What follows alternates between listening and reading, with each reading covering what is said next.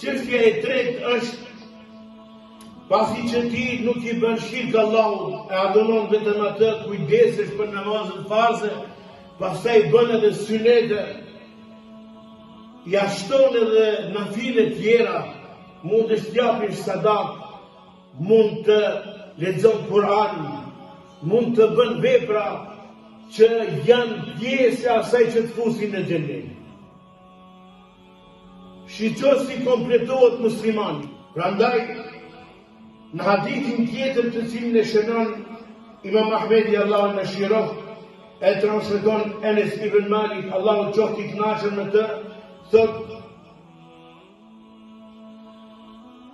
nga Enesi, Allahu qoftë i kënaqur me të, ta Rasulullah sallallahu alaihi wasallam,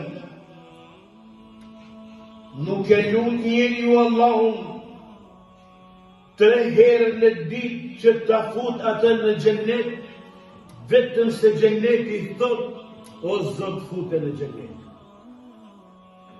Që do të thot, për çdo ditë të thuash, o Zot, më fut në xhennetin tënd. O Zot, më fut në xhennetin tënd. O Zot, më fut në xhennetin tënd. Tha Rasulullah, veç se xhenneti thot, o Zot, fute këtë në xhenet. Pastaj tha Rasulullah, po ashtu kërkon robi Allahut nga Allahu që ta largoj nga zjarri. O Allah, më largon nga zjarri 3 herë, thot, vetëm se zjarri thot, o Allah, largoj robin tënd nga zjarri. Sa na merr kohë kjo?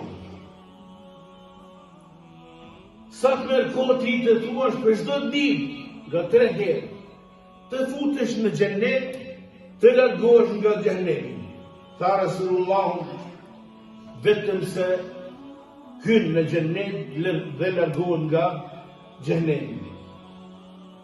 Prandaj, sa ka njerëz i bëjnë shirk Allahut, nuk falin namaz, po e thënë këtë, o Zot na kështo, o Zot na largo nga xhenemi, o Zot na fut në xhennet. Ai qon pesh kjo ati nëse ai bën shirk. Ai qon pesh ati kjo nëse ai nuk fal namaz. Shiqo Islami samir të renditi ty. Fillo, mos bën shirk Allahut, adhuroj ato, fal namaz, bën edhe nafile, pastaj edhe bën dhikr.